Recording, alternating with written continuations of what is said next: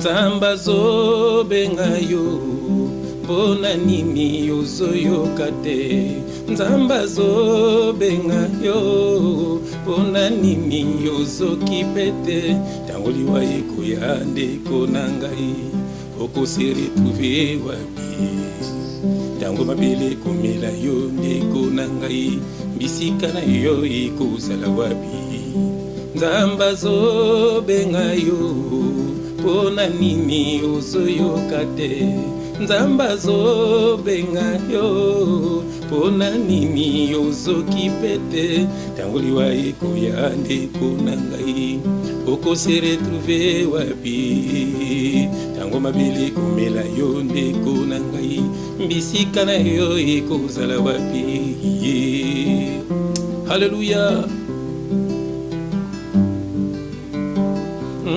Ozokufela biloko ya mokili Oyo ekotikala mama ye Ozoboma nzoto na biloko ya mokili Oyo boko kabona mokolo akufa na yo na simetero gomema nini Hata eloko te Luka boko nza likolo mpolobi Molimo na yo empema na kimia Ndeko na ngai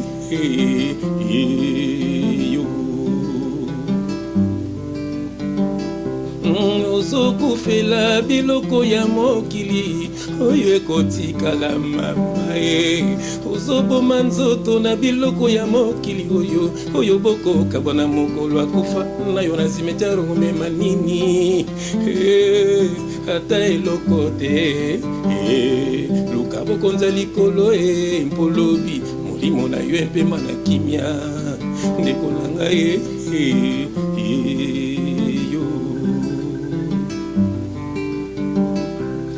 Bien-aimé, je t'en prie, viens en Jésus. Tout ce que tu vois, le lolobi, tu ne le verras plus. Bien-aimé, je t'en prie, viens en Jésus-Christ. Tout ce que tu vois, le lolobi, tu ne le verras plus. As-tu déjà posé cette question? Après ta mort, ton esprit ira où? Tu t'es déjà posé cette question? Après ta mort, ton esprit ira où? Tango liwa ekoya ndeko na ngai Okose retrouver wapi Tango mabele komela yo ndeko na ngai Bisika na yo ekozala wapi Hallelujah. Kokota na piège ya monguna te Atindi basakoli ya lukuta Kokota na piège ya monguna te Atindi basakoli ya lukuta Bango balingi kaka mbongo Balingi kaka nzimbwe Mbate akalokuta Pona kuvela bomengo ya mokili Ndeko bima ye Katina bango nyonso Yesu azo bengayo Pona nini ozoyoka te Yesu azo bengayo Pona nini ozoki pete Tango liwa ekoya ndeko na ngai Okose retrouver wapi Tango liwa ekoya ndeko na ngai Bisika na yo ekozala wapi Bien-aimé nzembo yo tout est vanité Nyonso na mokele koleka nango Bien-aimé kitoka bomwana esilaka Bien-aimé na le Seigneur tomipesa na Jésus Christ pour tout mona bokonza likolo Bien-aimé ba fête koleka o le 31 o le 25 est-ce que nzamba batela ko selo calendrier mokili oyo bien-aimé na le Seigneur Landa Jésus Christ na kombo na Jésus Christ. Ciao. Bonjour, chers amis internautes, les amis de Mado Chako, la Oprah d'Afrique, toujours et toujours à votre service. En quelques heures, on va être en 2017. Alors, je profite pour vous souhaiter mes meilleurs vœux, bien des bonnes choses dans vos familles, beaucoup de santé pour tout le monde parce que c'est les grands frères de tous et que vraiment, que rien que l'amour de Dieu soit notre seul partage pour cette année 2017. Alors aujourd'hui, je vais accueillir pour vous je vais accueillir pour vous un homme de Dieu. Jadis, il est un musicien chez Koffi Olomide, chez tant d'autres. Aujourd'hui, il est un homme de Dieu. Aujourd'hui, je vais accueillir pour vous JF Ifongue, avec qui nous allons développer certainement quelques questions et vous pourrez vous retrouver par rapport à vos attentes. Alors, votre Mado Chaco, toujours la Opéra d'Afrique, dans votre émission Dernier Virage.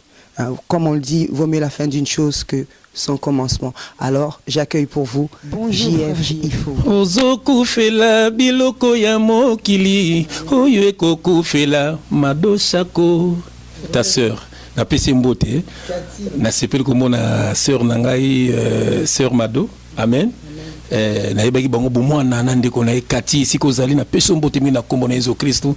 Ozoku fela biloko ya mokili, oyo ekotikala mama ye. Ozoboma nzoto na biloko ya mokili, oyo boko kabana mokolo akufa na yo na cimetière komema nini.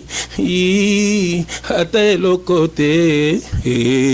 Luka bokonza likolo mpolobi, molimo na yo mpema na kimia.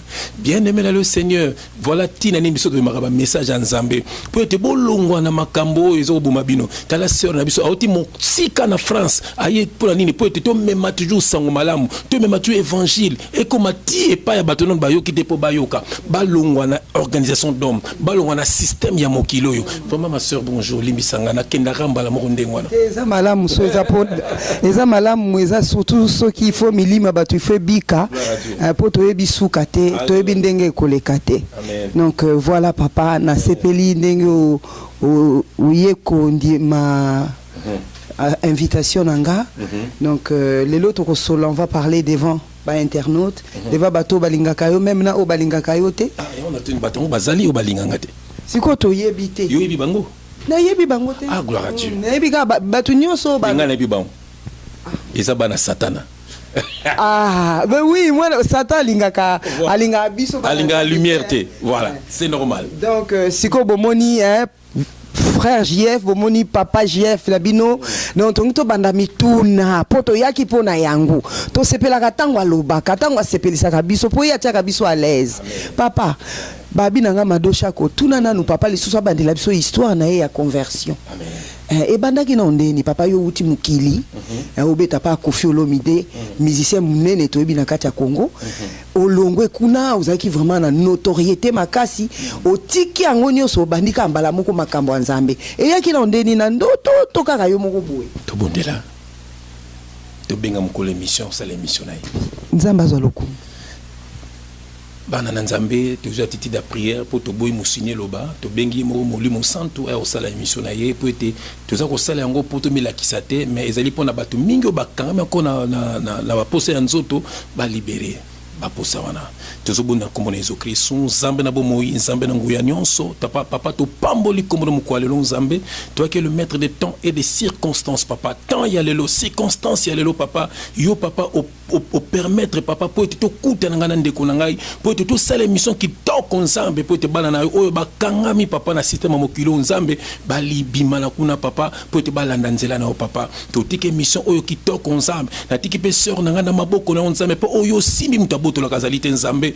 papa ko bande émission sa ko bando Nzambe papa tambola na ye nyonso ko sala musala oyo ponele Nzambe papa zo échec te Nzambe na bomoi atambola nango papa na ngai pe lobi batu balobela ye Nzambe papa na ngai aza lokola otoza komona te mais azala modèle na kombo na Yesu Kristo Nzambe bombe na makila na Nzambe na tiki pe bana na ye nyonso na maboko na yo famille mobima na maboko na Nzambe na pamboli pe frère na ngali mais oya permettre encore moko alelo Nzambe na bomoi pambolama sanjolama que le Saint-Esprit parle pour l'édification de ton peuple au nom glorieux de notre Seigneur et Sauveur Jésus-Christ nous avons ainsi prié et nous disons Amen. En tout cas merci, amen, amen.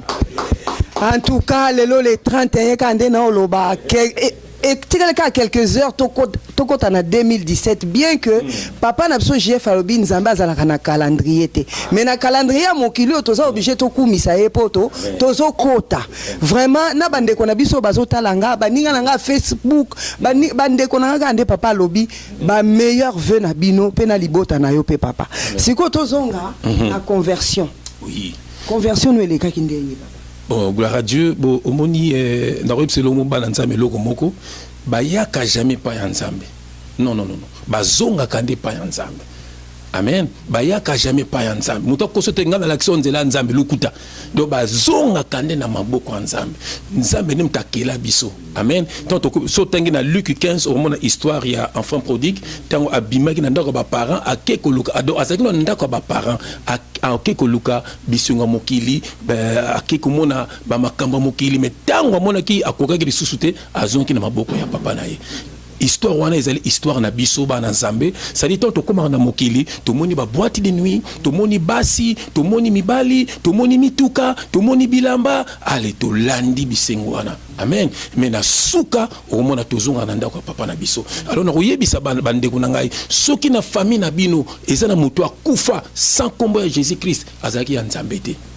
Il faut qu'on y aille parce que moi dans Nzambe nyonso avant kufa il faut tatu la monnaie ya Nzambe na lobaka na battu que emene ya azalaka ya Nzambe au monde ba maike Jackson ba kufa atatu li Nzambe te mais emene ya bato bazakine ba oyebisa yo tanga zo kata motema andimaka Yesu na bomo ina ye parce que Nzambe alléluia Nzambe alukaka batu ti na mbeto hôpital yema ko permettre oya mbaye pozonga na maboko na ye yango na famille soki mutu moko kufa ezala papa ezala mama ezala noko tiana mutu nakazaki ya Nzambe te epi akena lifelo parce que bible ezo biso tango moloni aloni bilanga na ye donc biso batu na butu moyini pa ya tia ye yango moni moyeto toyeba na ezate tozo bala na ensemble to vanda ensemble ba camarade ensemble o mona ka yo moko mwana na satana azana makambo mabe mingi au monde ma bé eleki ce passage gentil on peut eleki belé ce passage solo one oui ce moment tout gentil mingi na vie na yo keba na ye ce qui gentil c'est eleki belé keba boyoki bandeko papa lobi gentil belé pe mabe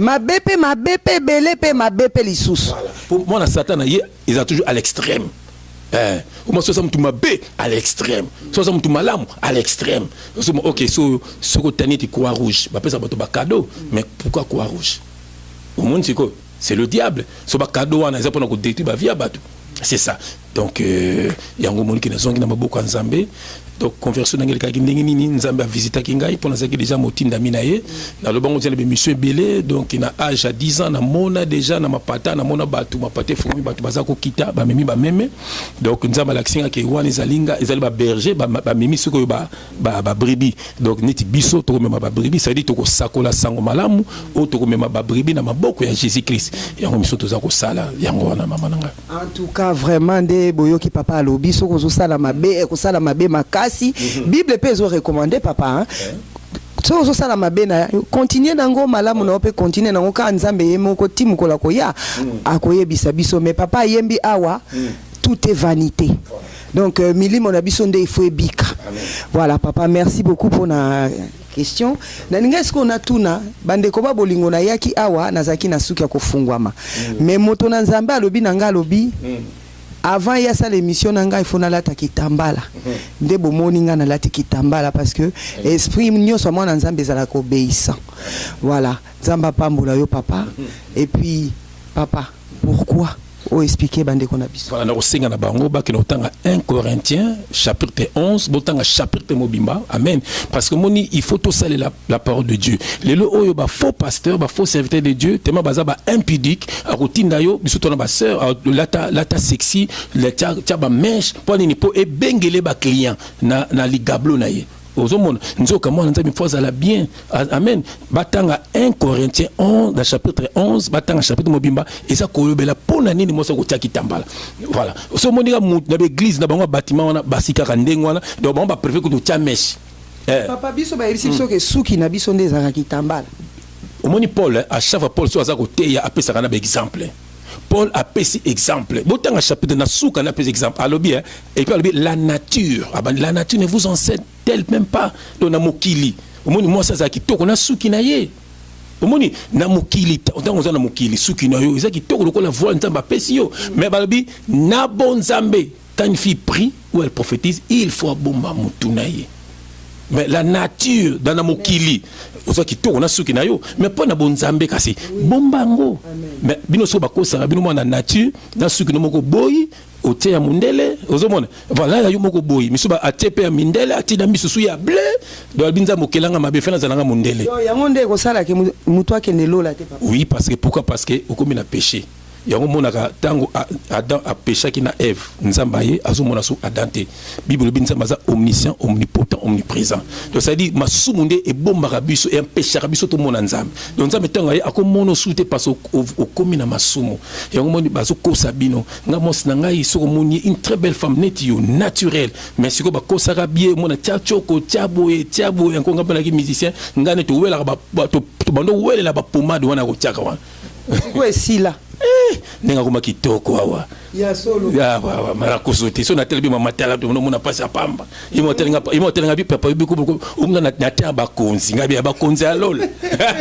Amen. Yesu azanzambe omoni tubunda na kasuti osukole ka ko bimi na yo kalezala ki tikelanga tibona ndeni we sili me tala non ba bi ko mutia souci so mbongo osomba ngwezate sukuma buto na ko bimate Omongeso yindi muke ba bi mikolo akwei. Omoni makamba donc ça dit to kangama ki na comme esclave. OK, Bible c'est surtout ça la esclave té. Vous mona au cause esclave ni à produit ni à bilamba ni à nini mais kala to ke esclave ngata ko bima pamba ta ko somba lipa mais fona bima na ebité tamso kamere ko leka mais lelo oyo talana na kenango wapi. Et ça c'était dû à quoi ça papa? Mais c'est le monde ma sœur, c'est le monde, c'est le diable azo kosa yo. Ser madoza ki to côté pakola, oza ki to côté tiasu ki tia. Ngala mona mindeli ko ba okene parce que c'est bronzé. Ozomona mais so ndeli ba ko so otiatin. Mutu azaka compliqué papa. Et mutu te eza mokili. Et ngo soko lungo na mokili. Et on peut dire c'est n'aimer point le monde ni les choses qui sont dans le monde. Celui qui aime le monde est ennemi de Dieu. D'accord. Ok papa siko nga na yoki ozoloba masolo beteli biso vraiment makambo lobi eza bien. Mais papa mulule muno nazoka ngona jugement mingi. Église ba faux. Ba pasteur miyibi. Ba latsa kabiso, ba kosa kabiso papa. Muto malamu ezaka yo. Alléluia. C'est là. Autant bien. Natakande na ko. Nous kotanga neta ba frère Limia. Yozo mona ba côté. En tout cas. Lis au nom de Jésus-Christ. Ouais. Je lis au nom de Jésus-Christ, notre Rédempteur, notre Sauveur. Qu'ai-je en effet à juger ceux du dehors? Voilà. N'est-ce pas ceux du dedans que vous avez à juger? Pour ceux du dehors, Dieu le juge. ôtez le méchant du milieu de vous. Amen. Natuninga na lobby to Bible. Mais Bible lobby. Oh non qu'on a biso. Oh mon ma sœur. Donc ça dit batuana ba kosa rabino. Mon babini babi. Bible est clair Bible lobby ah ouais. Qu'ai-je en effet à juger c'est du dehors. Donc batu dehors banane les musiciens mondains. Moni donc neto biso ko neto ba produit to ko bunga. Bo mutabonga na keni wapi. Souci nanga abonga na mathématique biso to betongo parce que ça ko bunga. Mais papa wana sko nazola ki sote papa avec tout le respect que je vous dois, vous êtes un homme de Dieu. Alléluia. Mais papa wana il faut qu'on conseille bango malembe papa yo olobaka ko beta bango mbala mo. Te wana ba faut s'éteindre la beta bango. Yo na bité bato libanda. Bima kuna papa yo poza ki faute. Amen. Bango bima yo poza ki faux. Non, je n'ai jamais été faux. Faux na ndenge ke ki les musiciens ba produit yo moko zo lo bango bombi te. Te nga zo ba bango te. Nazo ba yango te na bi bato mokili wana biso pona biso to baka bo po batika bala na nzambe. Mais so bato o bata na kata bonzambe soi-disant Bible ne te le bien yo kate balabi qu'ai-je en effet à juger ceux du dehors yoka n'est-ce pas ceux du dedans que vous avez à juger ceux du dedans donc bato bazana kata bonzambe pe bazo tambola mabe il Bible binini vous avez à juger. Il faut réprimander bango juger bango ceux qui sont bazana dans nzambe solo au mona tango yoki akatiki oui pour lobi aleka na jugement c'est ça bana na nzambe bazo kufa bazo kende bali felo yoka on a fait yoka ôtez les méchants du milieu de vous. Faut que l'on la bango tout, faut que l'on ba wele ça na ba vina bino, faut que l'on la ba mati. Papa na wale ça. Yekutu naza ko bete na musika pasa ça wana. Il faut ko benga na bango. Papa na wale ça. Moko azala Tony, amuchebele, faut ko be ko benga na batu wana. Papa Webike, je m'excuse avec tout le respect, mais papa yebi sanga na nukasi toko ya na histoire où ele kaki wana na Bruxelles yo kaki kosukola na 20 papa babi yeso multiplier comme isu kosukola na ngo papa omoni pour mona ki yango babi hôtel les méchants du milieu de vous autant que Bible yo binanga pour nous juger au moins babi nanga juger bango donc il faut tout juger so ba on de ba ya ne juger point yo tiki na église na bino abote na basi mi balimisa basa bato mabala ba so ne juger pas za wende ti muta lokuta un sataniste mwana nzambe netinga na ko bima na mosa mutute neti yo nga ne bi banda bo mwana ne bi una nukuto botite bon siko ndeni nga na lingwe ba no ndeni ato to songenga to so tambola ko la pose. Vous comprenez? Et puis le papa si la kanango eza vani. Omoni nga susi na ngeza nini? Susi na ngeza nini? Obala na mona ndako alibala esengo na nga yango wana. Ozomona. Mais il y a eu changé pe mingi. Oza mobali moko ya bien lokola nga ndenga ya nde maman François oza mobali. Amen. Mobala linga yo. Ndenga na linga o yanga mwasi. Ozomona. Soko zoba wana linga pa sukola yanga mwasi. Papa tika no masolo ako mama fond ba jana be ponge do susi nanga simbe ponjo yanga muni ba makambo ngo omoni do yango mutu na donc banga nzambe te papa yango komuna biso pezo bonga mais ba ko banga nzambe ndenge baza bana ya satana ba livrer. Mais est-ce que papa il faut tout ça non ndeni pour balonga yango il faut tout le baka moi zelo frère Alimia émission sale ki toko mutu na bimina poisa omoni sœur na biso wana ndenga bimseke na poisa lelo omoni adindi ko dinda akomo ake porter tina plainte ndenge tozo de la plainte wana est-ce que moi sana pena ko yaka na TV moi ça libala mama bana aya ko kosa makamba plainte wana nazo bisa yo je serai là toza la batu belé yo sala mabe bango tout tozo mema bango na comment voir maza ko ya pona moi si naza na ndaku na yo wana donc biso toza ko ya oko sambwa donc comment le comment oko sambwa. Frère JF expliquez ce scoop acte o ya ko zwa 20 ko sukola mutu na Bible mama nanga esika moko te na Bible likambo na esali. Et c'est ce que bato oyo moni Paul alobi mutu aya bakisate alongola Bible l'Apocalypse zo ba tol bakisate to longola te mais bon ba bakisi ba biloko eza banganga en fait eza banganga au moins et puis nazo kazo tanga kombo ya Melchisedek ayebi ne Melchisedek te Melchisedek ayebi apesa ki Abraham 20 ayebi ata tina Melchisedek te ayebi ata makam Melchisedek asala ki Melchisedek on otangi na Hébreu 7 eza ko expliquer biso Melchisedek wana ezande Jésus Christ.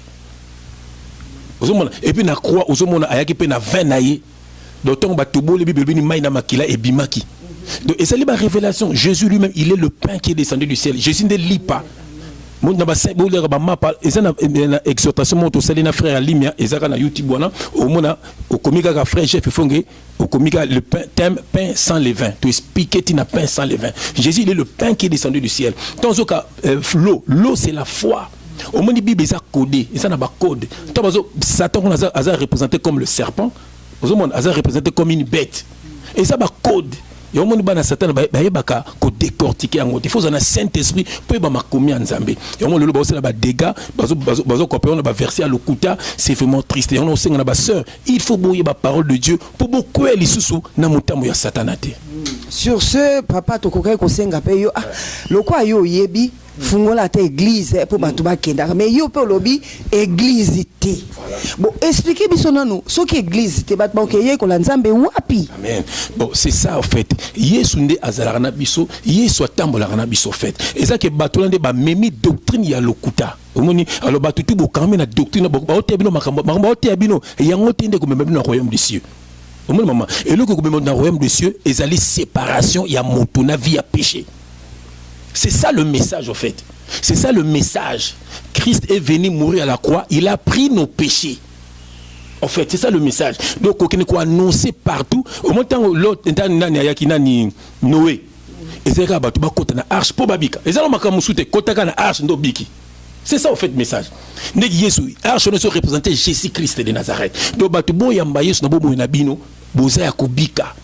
Soko yambi na bomu na yo kabona na makaya kabona na kindumba kabona na lotoko kabona na loyenge via ba sap via ba boîte de nuit kabona pour Satan sala na kati ya loyenge yango mon ke soko kabana biloko wana oyambi comme mobikisi na comme mobikisi na yo ma sœur osa sauver sambela na bano na ndaku albi eskami balé umisatu basanga na kombo na ngana zawana. Donc yo déjà na mobali no ndako na bana bino poza déjà mi balé mi 7000 bon ça me donne ngana sembla na maman Françoise na ndako ma sœur Et ça, un jour, tout ça, la raté, tout le monde, nous sommes tous mine, tout ça, na biso, soit dans des quoi, nanda quoi, sérieux, soit dans quoi, sérieux, soit dans quoi, frère, tout partage na biso parole, pe et si li, tout papa na banda quoi, nandenge ça, tout ça, n'a pas problème, na banda quoi, pas problème, et ça, la te, vous me ka kozwa ici, ka, ba yoka ni bavandi, ba ke sambela nzambe, pourquoi yoso pe ki sabato, ba côté sika, parce que dengo lo là où il y a 1, 2, 3 ici, il est au milieu de nous, et un dengue mon pe na église, ça la kala milieu. Déjà, église, faut église des animes. Amen. So tangi bilo ke nango de jeunesse ti au monde comme église ezati. Église donc na ebo bengo ecclésia. Ecclésia. Amen. Ecclésia est là qui si peuple mis à part. Et là qui si bâtiment, et là qui si peuple mis à part. Donc première église sur la terre ezali Jésus na ba discipliné. Na tout bando sambela wapi. Batonga wapi. Ils sont tambola ko akina ndako azache, moso tanga makila bakutaki na balabala. Yes, voilà. Parce que dans Matthieu Peming, Jésus parcourait, allait. Voilà ce que Jésus-Christ. Voilà. Donc Jésus a ce tambola. Netinga lelo yo yimuni dans internet toujours tambola. Ezo ki na banda kwa batu. Batu bazo ka bazo bika. Donc batu bala muka ngo ebisa biso par là que dimanche, au vendredi veillé, au jeudi ma kokende. Na veillé. C'est la veillé wana. Verset wana veillé de nuit na Bible ezap. Vous avez la Bible bien, veillez et priez, afin que vous ne tombiez pas dans la tentation. Veillez. Donc, dans français courant, vigilant. Bible c'est la vigilant. Mais ce doctrine, on a veillé de nuit. Et ça, wapi. Bon, tellement, veillé, on a basaka bandumba, baka bandoki, baka batalukuta. Voilà. Papa ba innocent pe ba kotaka au moins innocent zo lukelongi na nzambe ndenge to mona ki pona mwana o ba proposer ba sukole na 20 azo kende ko lukelongi na nzambe azo lukelongi na nzambe akekutana na nganga bo eza ndenge moko papa mutu nyonso take na kana église nde azaka ka mabe ndoki ye pa koza la mutu peut-être continue erreur na lobi teke ko kende église eza erreur papa nde eza erreur makasi au moins sona biso Nathalie wana comme Nathalie na pesi mbot na mobali na ye moni sona biso aza ya nzambe motango akekula nzamba bimi siembala moko ozomona combien de ba fils ko ba sukola ba na ba 20 combien de ba filles ba ngana yebi ba filles belé ba bote na ba passer na quatre églises akabela mobali n'est pas yebité combien ozomona combien ba na kata ba kawala so bato ba keli félité ba kende paradis au monde siko ozana moko na France kuna soki mongu soki mongu soki nino wana ozomona o papa Ross abimisa ke na poisa ozomona un impudique Choko, il y a un moutou le problème. Ozomona, bah c'est belé. Ozomona, pasteur amalonga kasiaza wapi papa popo na yomba pasteur nyoso bazama. Oui, na esi ma sœur, ce que moni moutou azui sale, alobiango église aza déjà faux. Ni ba Mathieu le tournoi un ba français belé pas ko sabino enfin ba continue ba théologie eza be école moko diabolique parce que l'acception ninga ko teya ninga ko loba ninga ko lata ba école pastorale donc oui bouyer il faut loba il faut ça eza ba moko diabolique nous sommes pour séduire pendant que ça va dans on a suka bo pesa ba ding baza neti Mathieu doit la bien mais so on va bien pain yeso pain avec les vins azo teya mena kati azo senga ba dim azo tonga ba temple papa neti likambo dim bon yo lobi pasteur wa ko sala église aza église pasteur Amabe pasteur Chora bonjour en passant il y a ça l'église mais avec ça a dit mais neti yo donc yes c'est quoi ça pasteur Amalam poate ya neti yo à peu près ko pesa ke sumbote c'est un faux. Je suis confuse. Amen. Au monde bangozani. Non, au monde bangozani. Tala. Balati image na biso. On dirait bazar batu na biso. Mais bazar ya biso te. Oyebi banda kuboni tipo na tonga. Oyebi sengo to yebi. Papa. Nzamba ko sela ngate so nazo senga bino bambongo. Asenga ka dim te ape kisa ngamo na viva. Oui, mais aso asenga ba mbongo moko boye o to sala boye o to sala Bible na ya sala Bible ne pas la témoin. Oui. Pas la témoin de Jéhovah. Mon ana doctrine wana témoin de Jéhovah bazaka na Bible na bango yepe asali oya ye Bible parce que ça na témoin de Jéhovah. Mais ba yebisa ki biso ke za révélation nzamba senga ke ba changer lokuta donc ce nzamba donc c'est que Bible a to longa to baxate donc ça dit ngapi nzamba penga révélation na sala Bible. Oh mon siko en tout cas papa nzamba tata mon siko donc nzamba pas penga révélation la Bible à JFP bimi. Nous avons Ozali et le konzamba tike la Bible les appelle na lui second ça la façon est belle bon ce qui a changé ça ligne mais biloko to na to landangote yo ko tanga mon vraie Bible ezaka na 66 pages. Vous comprenez voilà et soukina et 66e ezali nini Apocalypse. Et ça peut-être pour nous inciter bateau ba mona Bible batanga. Il bande par so moni kaka après à part oh eloko monsieur bimi ko somba yango te. Il y a facilité kaka papa. Surtout yebi tona ba révélation. Ozomona eza bateau ko pesa ata mbote te na zongsi mbote no na kombo na Yesu Christ. Tikaye akosa bateau na zo kosa bateau abidi mezate na zo senga ba don. Ozomona aosenga ba don soit les gens azo aider bateau monde azo aider pe bateau mais azo kotisa azo kote omena na ma t-shirt mo ya maonde mutu mawa c'est un faux maman omeni bible faut kozala moni Simon comme Simon ba benga Pierre mona nzambe faut la Pierre maman kozala goube te ba kosa papa naza goube te finalement ngana olingo yeba pasteur donc d'après Oyozo Bimisa pasteur à Malonga Zate toyebi que le pasteur de pasteur c'est Jésus. Alléluia. Voilà, c'est Jésus mais c'est représentant sur la terre. Donc kaka yo c'est on a sur acte 2 hein, Jésus-Christ a zolo baboui abi a ko répandre son esprit sur toute chair. Amen. A dit vos fils prophétiseront, vos vers auront des songes. Comment vous avez longola? Naza komi longola te papa. Mon attend la loi. Batutu baki na molimo nzambe te. Mais na moment toza awa na yoza na molimo nzambe. Amen. Je le crois. Na ko kosa yo. Yanga ngana lo. Et là il faut côté à la vérité à loba na sel tika via masumu soza mutaye kobotika. Amen. Ceux qui na no balite ko sale kobote parce que Satan profitera wana. Mais papa pongana ko mapetisi. C'est la maman. Donc ça veut dire mutu ayeba ko tambola, mutu azala mutu à prière, mutu atambola na Yesu. Yesu abi je marcherai avec vous. Donc Yesu ani azala yemo ko mokonzi na nzoto na yo. C'est ça en fait. Oui, si vous battez la longola na boka Yesu okomi likamutuka papa pasteur na taki ndoto lobby. Papa sol bini pona ngalobi fona kendebo. O longo na maboko ya Yesu, ale Yesu a eu domination sur yo, akomi kokosa yo, neti moko albela na mona rappel motakala ya ser wana, o mosusu wana sur lagi mo ser. On po ani faute et puis mingi bino basi ndebo na makambo wana. Mibala ngani mingi bana mona makambo wana. Papa basi peka ate mibala pe même basi na église. Bah oui, mais basi belé majorité ça ba maman, kena ba église ba maman de bana makambo wana. Ozomona c'est pour maman de balingi nzambe pe mingi lukuta maman balingi nzambe mingi ba maman oye vraiment pour ngana ebike maman soka sambeleli mutu na bo solo nyoso fo nzamba yoka ba mo koteya nana si bongo bateya babike mais bateya eza interdit moi ça koteya te na sens ni expliquer na no moi c'est na semble ko koteya te banda na Genèse moniton évacué sous la Satan. Tant elle va y bisa Adam makambo nzamba bisa na tina koyoka mwasi na yo. Mais papa yo lobi que je répandrai mon esprit sur toute chair. Voilà.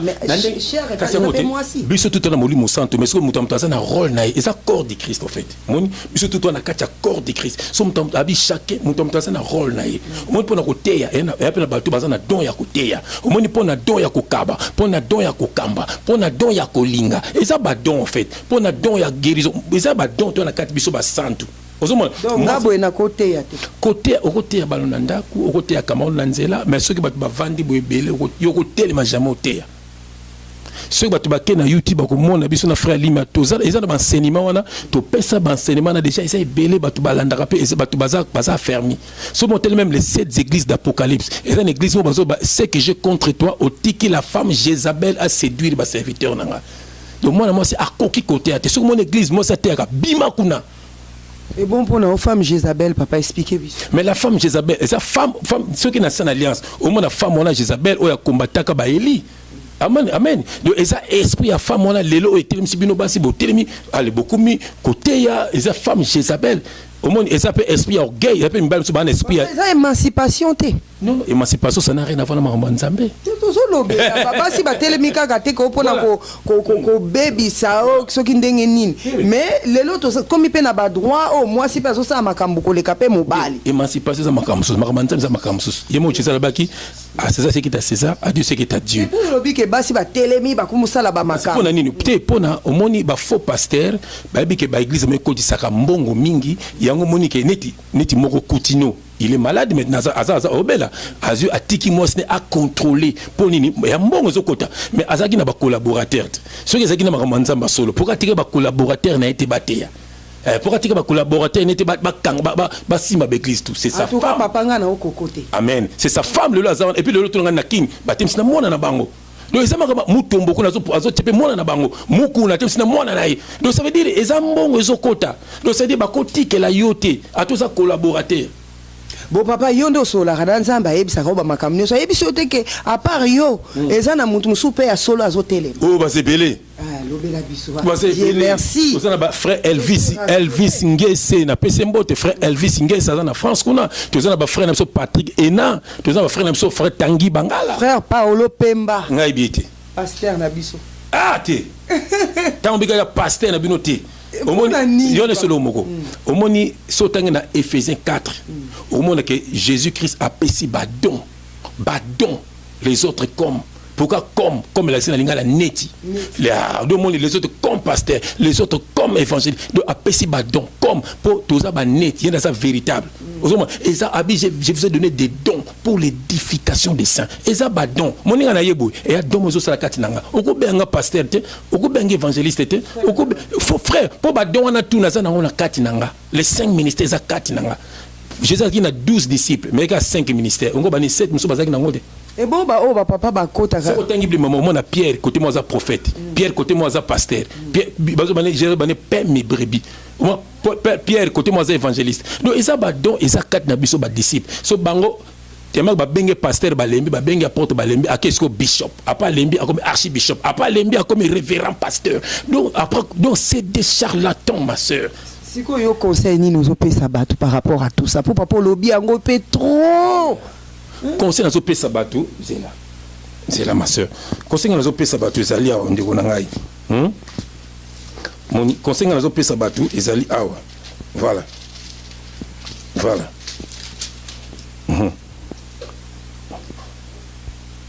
Voilà, conseil nous opé sabatu mais ko tangela biso ma sœur bandang awa. Nous avons 2 Corinthiens 6, c'est Ratangela Bisso, dans verset 17.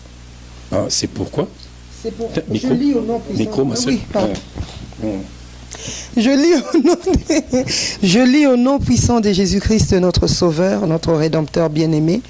C'est pourquoi sortez du milieu d'eux et séparez-vous, dit le Seigneur. Ne touchez pas à ce qui est impur, et je vous accueillerai. Je serai pour vous un père, et vous serez pour moi des fils et des filles, dit le Seigneur Tout-Puissant. Amen. Oui. Nzamba sala kana mabet abi sauter du milieu d'eux abi ngamono zana bino lokola papa na kotambola na bino so batu moni mutu so moni neti osawana dozo mona yo moko boko kate foka mutu mo bakosaka yo le oki nzamba zana yo nzamba zo tambola na yo abi je serai pour vous un père abi je marcherai avec vous mais so moni parole mutu amona te rien papa sero ndeni lobi ata babi bambele mbongo ye azalaka wana omonsko nanga siko yo zoluba na bakamuzo tanga nana za na raison nana za na tort voilà donc ça veut dire qu'il faut tika Paolo wana déjà batu komba Paolo ça batu mo bana misala mabe na so vérité maman nanga voilà batu wana na ngai il fait quota oui quota te papa oui quota et ça na batu belé tala et ça na batu belé bazo sala so molka mutu azui sale le ban écriture nini et azul sale après ce vers ne dit pasteur wana le ban bon liango bengue pasteur après ce verset biblique au yaza pasteur on a plus déjà on peut sur Éphésiens 4 déjà Éphésiens Bible Jésus zoba ezabadon habite les autres comme pourquoi comme il y en a le bon berger c'est lui le berger donc ça dit biso zoba comme to ça intérim naie atindio kendebo so ndeni yo komiso ngala mi pasteur bombe nga pasteur je me suis ba disciple ba tuni Jésus na kat na biso na leki abi boza bino tout ba frère moto alinga leka baninga comme muta musala na bango vous comprenez et puis sotali Jésus ne tu passer na bino tangi komala bo pesa ke ba dim na bo frande bo pesa ke ngote au moins gazan ndoki c'est qu'on a Bible azo verset wapi yo Paolo zo la nanga yo naso faut tikande ko nangai pour église ne ko zika moto na kombo na Jésus Christ ozomona c'est qu'on a zo vérité so yazo senga bino ba dim asa ibiti na dim asa senga bino bo frande asa ibiti na frande bando pesa bilang asa biki nzamba zo amona ko bilanga yo so révélation asa ke biso doza bilanga ya nzambe nous sommes les champs de Dieu donc dim on les abisso biso ne toza ba dim au monde ba révélation au moni au monde na tango kala ba bango ba prémisse. Mais Bible pe kaka mutezo ibisa biso na yebi ke na Malachi que amenez dans la maison de l'Éternel vos dîmes et vos offrandes papa. De ba yeko sabiso. Si so Malachi wana kende botanga Malachi na eza nango soki 4 chapitres pamba. Bokende kotanga Malachi na bazolo be la peuplete. Ba lobela nani? Moni sikoyo. Expliquez biso papa. Ozo mona parce que mon eza na ba sacrificateur na ba souverain sacrificateur. Ozo comprend. Donc ça veut dire ce que tu as malachon, bazolo be la peuplete. Et puis bazolo amener dans la maison de l'Éternel vos dîmes, vos offrandes. Ozo mona. Dans comme ce monde en tant que les agini né. Au monde ba prémisse. Oyo koyaka ba feuille oyo koyaka. Moto ça c'est les langana ye. Au monde oyo koyaka na se wana akolokota yango. Après a bouki quelques feuilles. Après un souverain sacrificateur à côté on a lié très saint pour nous rebondir pour bilanga naï après tant que bota a Yesus na parti ya munene et là qui sinine au monde ba fait zoko na sewana bible c'est ce temps Yesu ya premièrement les morts en Christ ressusciteront donc eza ba révélation ba fait eza ba mort en Christ ba ko ressusciter na ba vivant ba ko kuta na ba ke na ciel Jésus a ke na bango. Donc ça bilanga ba fait koya ki wana yango ça ba yango ebina ce monde boza be mission et puis l'émission ba mission to sala ngo souté na frère li mais comment mingi ba enseignement au monde ce que na ni au monde ba enseignement donc les morts en Christ ba fait koya ki wana donc na ndenga bo moto bo eza bato ba kufi na Yesu to Yesu roya bangonde ba do ba fait koya ki bangonde ba ko se kwa liboso après ba vivant bo kutani bo ke na ciel. Voilà ce que yo ke ba biso la dîme zo ka la dîme wana eza les 144 000. Isabelle, comme ça, Mozindo. Mon parole te arroyé, bâti, Paul a le bien, il fallait boire déjà une nourriture solide. Donné, vous allez retenir quelque chose. Et ceux qui ne sont pas d'accord, rentrez, enfin, donnez-nous vos commentaires, ils seront bien reçus. Ils seront bien reçus. Et par rapport, papa, il y a dernière question qu'on a posée. Lélo, c'est quoi, tu que dans quelques minutes, peut-être quelques heures, bonne année. Mingi bazana tango ba préparer ba bilamba ba kende ba église. Mingi ba sambela ba msuba na kati ba mabondeli. Ba msusu ba obima ba tika année oezoya na maboko nzambe entre autres dans les familles et bisonyo sopeto konne kotika bino na maboko nzambe. Et yo ozana ngana émission. Pour la nini yo préparer le côté. Amen. Nous avons un verset moko avant de répondre. Amen. Bien aimé, nous avons Luc 4, nous avons le verset 18. J'ai lu au nom de notre leader, Seigneur Jésus-Christ. L'Esprit du Seigneur est sur moi parce qu'il m'a oint pour annoncer la bonne nouvelle aux pauvres. Il m'a envoyé pour guérir ceux qui ont le cœur brisé, pour proclamer aux captifs la délivrance et aux aveugles le recouvrement de la vue, pour renvoyer libres les opprimés, pour publier une année de grâce du Seigneur. Amen. Et là, l'Esprit du Seigneur est sur moi carrément pour libérer les captifs. Captifs, c'est un faux serviteur de Dieu. Bato bakama na moko ba pharisien na loi Moïse avec libérer bango abini ba aveugle ba mona avec on ça bato ba kufa misute moni bato ba mona kaka ba dimba za ba aveugle yango zo besa mon conducteur aveugle bo mama ba aveugle bo suka na libulu moni mutu fom olongwa miso sukwama matoyo obandoka bonne nouvelle moni olongwa moni baba car biso sape biso lobi alangi na muimo wa tiki Londres mikolo na petit mo oza baba munoko ka loba makamane ngola et puis tel même ton 50 ans ozo mona mikolo na petit mo bazota ba Londres mikolo na petit o mikolo batimo donc bizarre donc mutalbo ngaza baba ozo mona il faut munoko e bando ba makambo askitoko il faut ndolo ba makambo ozo pambola bato il faut yango za baba pa nzam yango yeso ki ko bato la ba loba ozo mona ba aveugle ba mona o mona ezaka ba dimite za Paulo wana te eza Jésus Christ o mona o mona vanté yawa o faut rouler bande Jésus Christ yete o mona bible bi maudit l'homme qui se confie dans l'homme c'est une malédiction déjà mambozo beta wana papa mutunio so peut-être que na église kaka ke kanga na pasteur non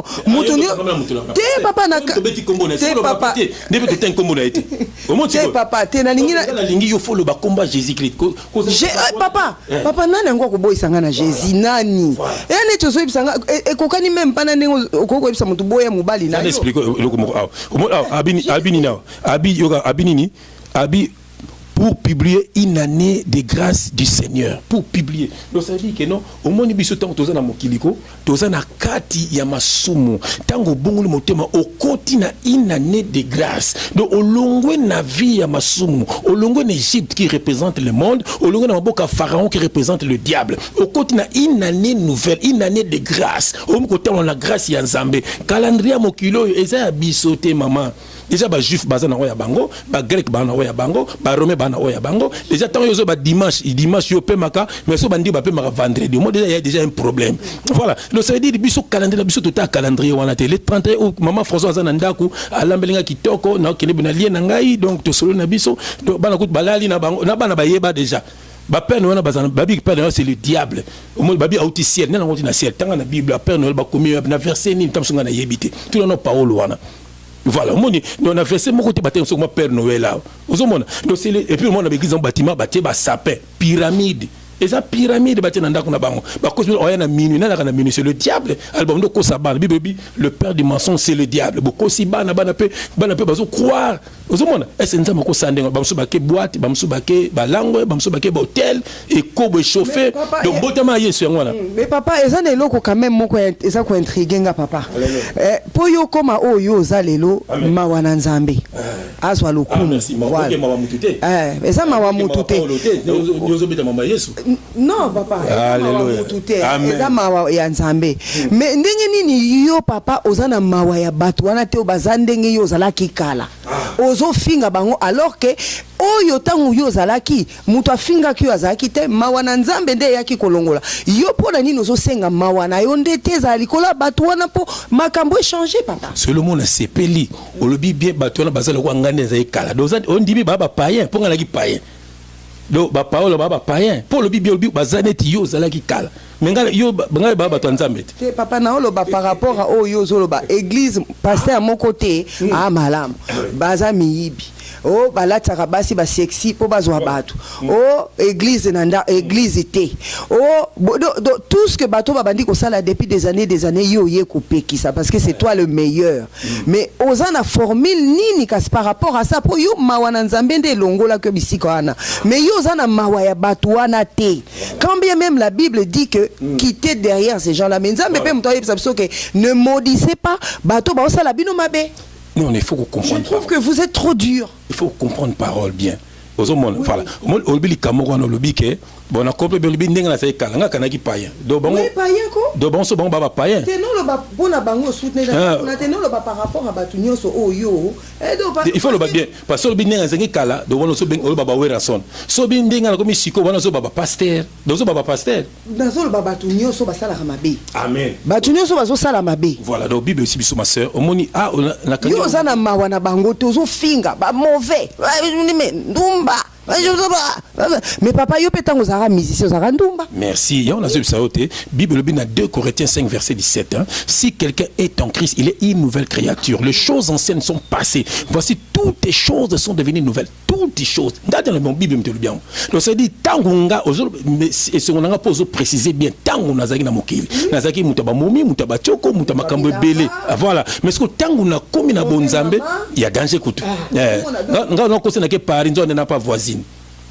Au moins bajango. Voilà. Mais si ko yango te mama tu quand tu ngani. Si ko tangu na komi en Christ.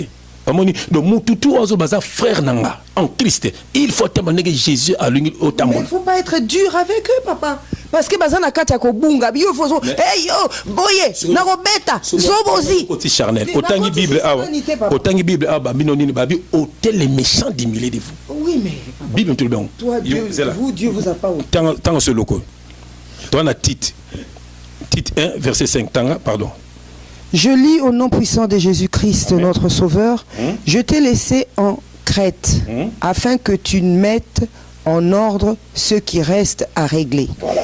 Et que selon mes instructions, tu établisses des anciens dans chaque ville. Voilà. S'ils y trouvent quelques hommes irréprochables, maris d'une seule femme, ayant des enfants fidèles, qui ne soient ni accusés, ni débauchés, ni rebelles, car il faut que l'évêque soit irréprochable, comme économe de Dieu.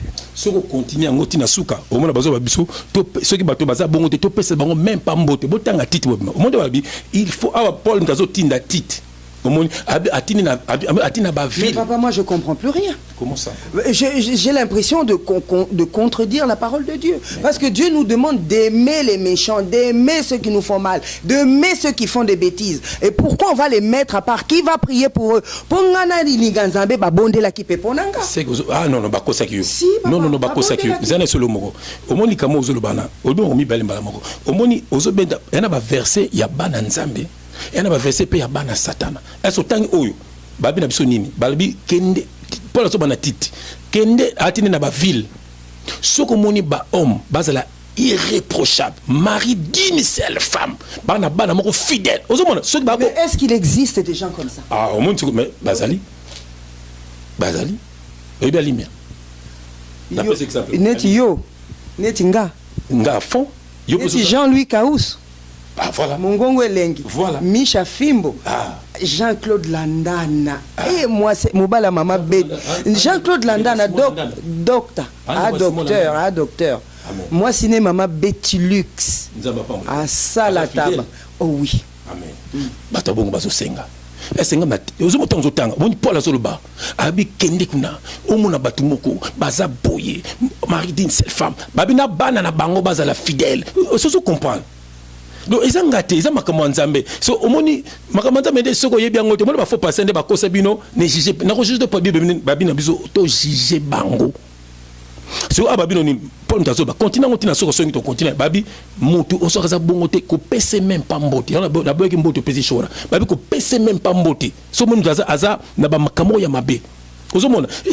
Maman, il faut tous aller assidu dans la parole. Il faut tous aller retour la parole. Pour bakosibiso mingi. Ben évangile anzoto. Tikaka kesa na ngori. To tepe ki congolais. Pour ki congolais ngwana. Ki congolais pe ngwana. Aya tikaka mutu no gati. Voilà. Mais na makamanta mutu na keli felo. Tu na keli felo. Ozo mama ba congolais te. Yo mo batika na banzama mpungu, nzame tulendo, batu bakufa déjà wana. Yango monike il faut maman nanga batuloko la biso to zala mwa mingi pote bino bobika bolonga na maboko ya ba Paolo bolanda boske na maboko ya Jésus-Christ parce que église est le corps de Christ, lui il est la tête, nous sommes les membres de son corps. Yesu zo senga na yo ezalanga na za pembe note eza mobala na za pembe note tango zala yo moko sala kandeni olata kandeni le fait que Yesu zo tambola nanga yango wana soka lelo okei tango Paolo rotika et puis rotika pas senga radim après cette écriture après moi autant Malachi c'est une ancienne alliance en plus ils ont une nouvelle alliance. Quand Jean 1 verset 17 la loi a été donnée par Moïse, la grâce et la vérité sont venues par Jésus-Christ. Totono lui 4 babi yeso ko programmer une année nouvelle de grâce biso toza na grâce et puis biso toza Jésus sengana ni dim ba biso to ba porte Jésus ba sengana ni dim ba comment on verset oyo ya Ananias na Safira ba comme ça ngo dim au monde siko dim ezali makambo na alliance et puis dim ezali révélation ezali bilanga biso toza bilanga ya nzambe, nous sommes les chants de Dieu. Dim on est ande biso eza comme pesa mbon pesa un dixième na yo ata ba kabilo mbon yo longola ndam pesa pasteur mais ye pasteur pesa skondane ya sa disciple ti alors yo biteke yo nanga toza ndenge moko yo bien ngote yo nanga Jésus so mona biso ba disciple. Jésus a bien ba disciple aller fête de toutes les nations des disciples. Donc bino ba disciple, ça peut ba disciple. Et ça te bossa la bala na binote. Paul a so benga Timothée mon fils dans la foi et non spirituel kindokit. Père spirituel c'est Dieu, nous sommes ses enfants spirituels dans l'esprit. Jésus a dit les vrais adorateurs adoreront le Père en esprit et en vérité, et c'est ceux-là les adorateurs que le Père demande. C'est simplement ça, ma soeur. Donc, ça dit, yom bazuza banganza, mais l'attaque bien, le baka bien, zapen entourage ya bien, l'ongola mawa, mawa neza mamba lukuta, Satan a salaka na mawa. Biso na ba quartier la te ba so na so ba voiture, nzo za ba cercueil, ba zo boma biso. Mais je t'ai dit, si on bête na quartier latin, tu bête na BCBG, tu bête na maison mère, bah quoi, pour bima, il faut signer pacte na Satan. Si on signe tu ko bima, tu as ba grand Satan ko ba Eric Touti, na quartier latin, bola sana lequel on yemba. Baza wapi? Ah, il faut signer. Batoloka ba sam tintu ba grand chantier baza bazo bunda na ndenga za wana. ekomi na soni kasi on a mais bima kuna c'est un homme intelligent, trouve du travail kolisa beaucoup la bana na yo ekomi ridicule moi ba petit ba mikolo ba signer ba pacte na Satan tande ba prospérer pour ba signer ba pacte yo biso ba chef to kene peut signer ba pacte na Satan ozo mona pour to comme un peu danger to beta ba belle si to mo ba kara danger benza ba bité yo za serviteur nanga. Mais je le souhaite. Il y a un phobie soto ganga boye. Monta to ganga boye. Ngali so mona badinga na ngatu wana batala ganga et puis ba yibi mala ba mama solo. Donc c'est dit mukolo ba ko bongo ba okene pas ba faux pasteur wana te. Pour ayebi déjà que o sanga dimpoani na ka ba témoignage. Oh te la sanga verser. Mon pesinga malachi. Et ça na ancienne alliance. Donc papa lingo yebisa biso ke sika bo banda okene tango zalaki na mokili. Bo wana okekuta na pena ba pasteur musu bazwa ko zwa pe biloko kuna. Non.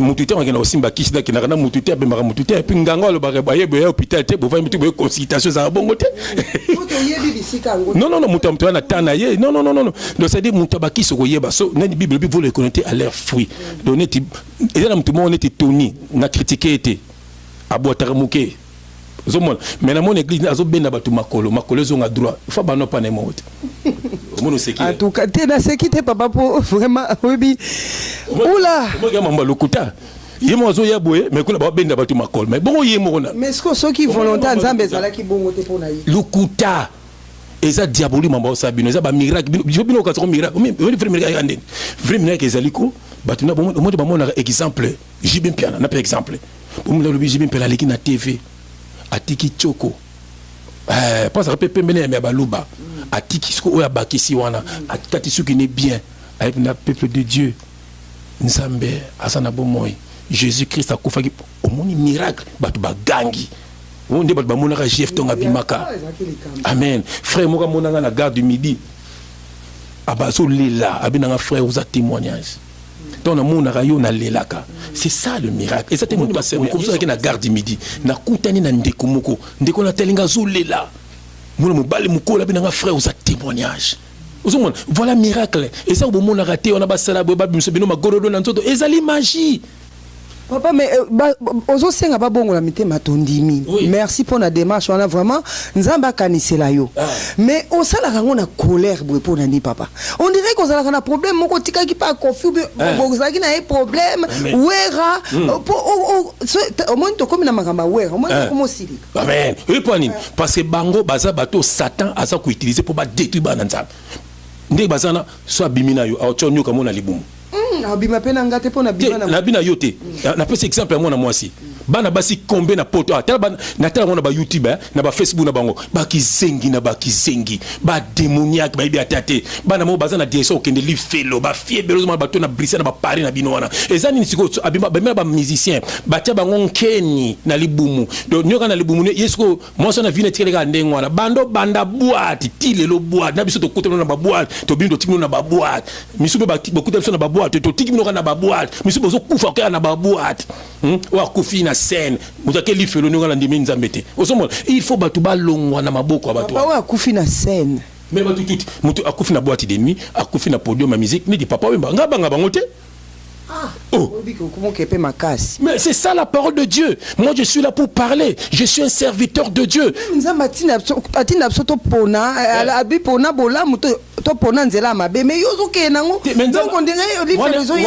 a parole prophétique. Posons bon des parole prophétique. Parce abi sur ligne pona bona sur kasi Yesu na ikulusu. Oya boya ki atika la kiti. Mais muyibi pa kenda kinaye pa kasi muyibi yango yokate muyibi yango andima ki Yesu omoni muyibi yango andima Yesu mama omoni siko akende pa pasteur nini azoki baptême nini akenda ki église nini omoni siko prophétique tango andimi Yesu mbala moko psi lelo ngalo to na lola donc c'est dire il faut batu bandima Yesu batika olanda batu wana ba wera ba misa mokili to zo monana basa ba serviteur ya Satan pour batu balanda nzambe te yango biso photo ya boto ganga ba libérer bana nzambe omoni mais na batu mususu baninga na bele bana ba paya na ganga la bangote ba benga na téléphone peut te partager parole mais ba oyo baso ko sala ke bino boye banzambete eza pena ba jeune sous na debiso na otanga ba konda bangote ba fie belo zo mona na ba YouTube wana ngala za na révélation nzambe ba sa ba sorcière wana nzambe za la likona bango te otangi be babi kite batu wana mawani nango yo pesusu po babika te milimo na bango ebika papa démarche za ke milimo ya batu ebika mais so il y aura des solo moko il y aura solo monde satana akobongola ka jamais motema mais papa yo ngala satana te ezana bato non il faut comprendre parole na bien au monde eza et moloni aloni langanae na butu moyinipe abakisi ye ba graine nous surtout écoler ensemble ça veut dire quoi bana nzambe baza bana ya satana ezana bato abota maka mwana satana et bazali abota mwana satana do ngala na otanga kombote eza bato na yebi penza do papa na bango aki mokonzi na kisasa abelaki azaki na Belgique na hôpital oyi papa ake koma tango azongi na koma bazo mbise Yesu papa boy non oh papa c'est Jésus non tiakati motema omona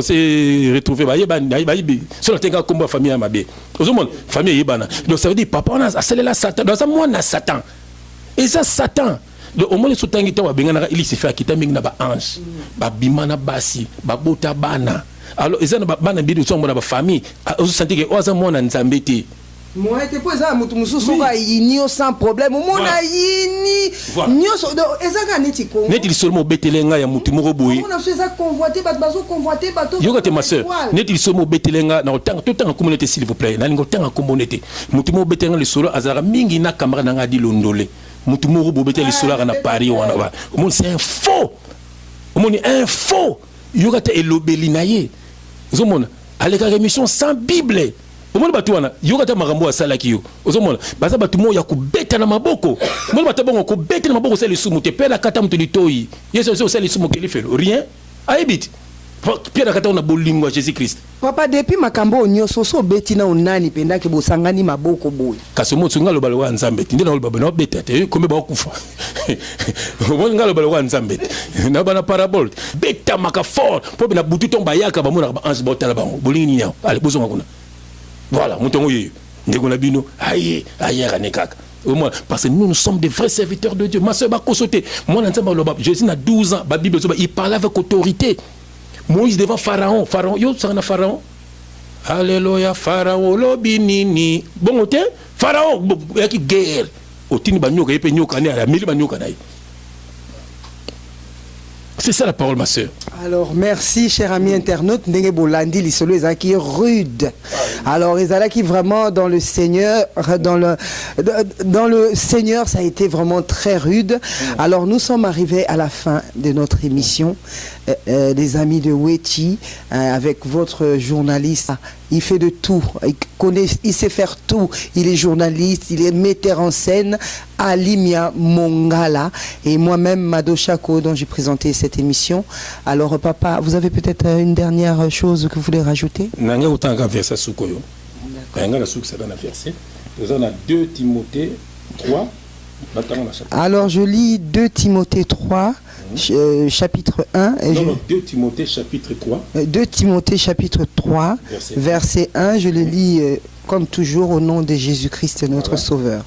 Sachez que dans les derniers jours il y aura des temps difficiles car les hommes seront égoïstes, amis de l'argent, fanfarons, hautains, blasphémateurs, rebelles à leurs parents, ingrats, irréligieux, insensibles, déloyaux, calomniateurs, intempérants, cruels, ennemis des gens de bien, ennemis des gens des biens, traîtres, emportés, enflés d'orgueil, aimant le plaisir plus que Dieu, ayant l'apparence de la piété, mais régnant ce qui en fait la force. Éloigne-toi de ces hommes-là. Dans les derniers jours, ma soeur, nous sommes dans les derniers jours, ma soeur. Jésus est à la porte. Nous sommes au temps du soir. On va bien à scène, il a dit souper le marana boutou. C'est ça, nous sommes au temps du soir. Scène, donc ça veut dire il faut qu'on ait un lipa qui est Jésus. Il y a ma papa boulangerie, maman. Au moins nous sommes même dans les derniers jours. Flatteur, égoïste, fanfaron, hautain, irréligieux. Éloigne-toi de ces gens-là, ma soeur. Si vous voulez, il passe ça. Hein? Donc, on pense que ça peut expliquer. C'est tout ça, papa, mais tout ça, yoka. Kokota, maman, moniko, muto yo au monde à Yesu, et ça muto à landaka Yesu, et muto à lingaka Yesu, et muto à sangisaka Yesu te. Yesu bako sangise ta zanzambe, ko sansa Yesu na Moïse te, ko sansa Yesu na Jean-Baptiste te. Baptême, nyoto bateau na baptême do. Ouais. Ok, Jean-Baptiste Zoloba, moi je vous baptise d'eau, mais celui qui viendra après moi, lui il vous baptisera du feu et de l'Esprit Saint. Yoskoyo. Nga passer ngala si mutabasi. Yokano bakombo ya bandoki kaka. Ya nga funa sambelo lo avatu kabwana. Omoni ndeko na ngai. Bakombo ya bandoki kaka yokano. Politicien, wana politicien, un escroc. Ozomona mukuna pe wana footballeur akomo simbe équipe ya foot na mbongo ya bana mawa bazo pesa ye ake simbelango équipe. Ce sont des charlatans. Bana na bango baza ba PD, nazo so vérité. Papa moi na yebi. Ngana yebi, musicien mo razana abimana mona pasteur moko. Omoni siko. Musicien mo razawana abimana mona ya pasteur moko. Mi bango bel bibali. Où est Jésus? Yenza bazo bana robate la bana na bino. Surtout na Bruxelles, Luka bana na bango. Misu baza bana mo babali sa ba PD. A se reconnaître. Wa mususu wa mobala boya mwana akenda kuna funda mobala ayeka su potote. Mobala kanga na kina zo souffrir na tongo na alléluia zo te abatu. Ce ne sont pas des enfants de Dieu, ce sont les enfants du diable. Et on biso photo lo babo tozo on dit tozo beta bango nde baza ba beta maka surtout fa na ngali mamona ka passe ba benga ka chaque fois ya ba benga emoji fodat ba ko benga ngate. Omoni ma sœur bande kuna ngai bolongwa yo so na ki jeune o jeune à côté na sika nzambe calendrier ya nzambe nzambe batela ko tous les jours bolongwa na ba veiller wana yo moko ndako no sambelaka atolo miki na 4 sambeleza yo ababi veiller prier sans cesse donc ça na donc sambelaka na yo ngai nzambe la musangata na butu na sambeli mama chérie o to sambela ngana musanga to sambeli Mato fuka mito yembeli nzambe ne sengo Jésus-Christ na foule en doté en parabole mais sauf na ba discipline na zo te ya bango bosolo ba bino mekuno zo te ya botel bino bango o eza pona bango te pona bino c'est pour te dire que ba tout baza ba disciple à Jésus-Christ te ba disciple bangalasi baza ba disciple ba Paul wana baza mais ba disciple à Jésus biso yo toza ngana te ya ka ba to ba koma lokwa ngate ba commander lokola Jésus-Christ. Et Paul a dit imitez-moi comme j'ai imité Christ. Et on a mis chaîne mingo balandanga, on m'a dit alinga s'appelle le roi parce que nanga na imité Christ. Et puis il donne na bango ezaka Jésus zangate. Ngazaka frère na bango. Paul a dit imitez-moi comme j'ai imité Christ. Donc ça dit bamukuna bafuka melaka bango. Ce sont des charlatans. Il y a un groupe de photos bêta katangba batu bali nazana ba témoignage belé ba pasteur tala azandoki abali siope mobali yandoki. Donc makameli kana l'église on est makambe belé. Nazana mwana moko abenga kinga lelo abi papa yaya ko bossa na ko tunela nga papa te le rapport sexuel avant le mariage papa balingi opé sa point de vue na yo wana pour yo loko ebi makamwanzamba solo. Amen. Ah, gloire à Dieu, que Dieu te bénisse. Et pour yo lobi yo et ça pena vraiment ndé na sabino to na matin ki eza na émission to sangina frère Ali mais auto le belaki ma mariage to lobi makambutu na ba verset biblique. Donc rapport sexuel avant le mariage ezali interdit na maboko nzambe. Ozomona et ça ce que Satan do sala kati na bino. Ozomona voilà. Donc okoki jamais ko bimana mobali soki abala yote. Il faut honorer yo na famille na yo. Mariage ezali famille na bino ba lobana mobali zo mona na biso. Bango nde ba bali sa. Eza ba pasteur lukutate. OK na commune ba pesi bino bag, OK si po alongo le bag ya la tsango bino sous défaut. Monte mamba lokuta. Ozomona ese bag ngo yom to kolati sa to commune. O esa makambo nzambe te bag eza makambo ya mokili. Ozomona na mokili so batie babi mobali ya bato Françoise. Amen. Voilà. So nazo linga mutu. So nazo linga mutu. Ah mais yo balade. Voilà. Mais ce qu'on a bon nzambe bag nangeza na motema. Ozomona bag nangeza na motema. Oh mona pe mobali mso bali mwasi me monyokoli papa. Bana ya satana. Ozomona ndimi aibi ke nzamba peso mobali ya bongo te s'il vous plaît. Po biso to ya tawana. Ya solo. Nzamba peso mobali ya bien. Mobala bien bande ko nanga mibali bolinga basi na bino c'est mo ka betela nga frère la na émission so ko comme ça maman frère mobala nga kanga adimina volume.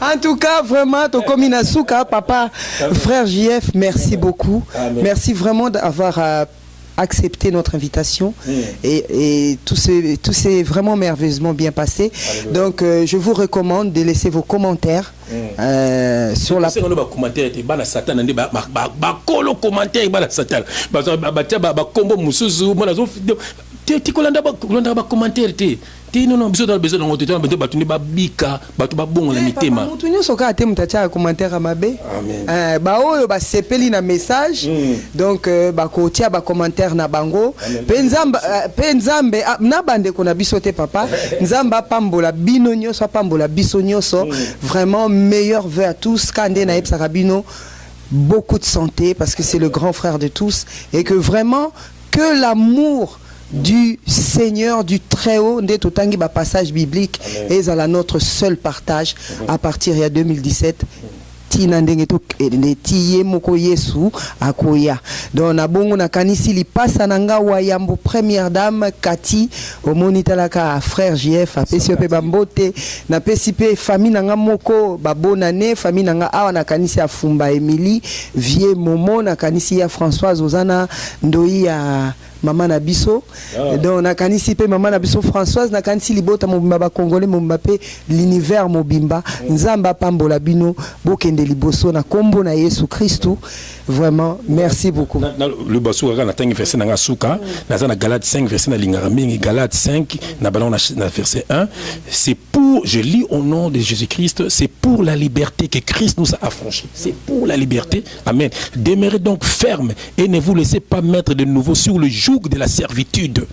Amen. Bien-aimé, Jésus-Christ a libéré. Zala libre. Zala na confiance qu'au Jésus-Christ. Jésus a dit, quand le Fils de l'homme viendra, trouvera-t-il la foi sur la terre? Il faut en avoir foi. Kenga na ingaza Yesu. Bois de nous a pour n'angate. Vie mi baleza pour n'angate. Vie kobo pour n'angate. Vie mutabengo pa tonga mutulbane pardon a tonga soutena comme na Yesu. Bien-aimé, yangondo ke ne pas Yesu. Message ezali kaka Yesu. Message musute. Message batem na begiza message à lokuta. Message ya solo ezali Paul a dit nous prêchons Christ crucifié. Scandale pour les juifs. Folie pour les païens. Mais ce sont des païens. Au moins, on a besoin de tradition, on a besoin de comme Nzambe na bango. Voilà ça, tradition na biso, français na tradition na bango. Comme ça, dans ça l'émission, bon, on peut expliquer biso. Mais oui, na mona maman on parle karakuna pe na France kuna na tela maman on pose na bete gogo musika. Amona zo bungi sabato belé. To yebine maman ya luyalu. Kotanga ba kombo na te arozo moto place azali. Ozomona, il faut batu ba comprendre que mon ba tradition na biso, ba ancêtre na biso, ba za ba Nzambe na biso te, et ça ba ancêtre na biso.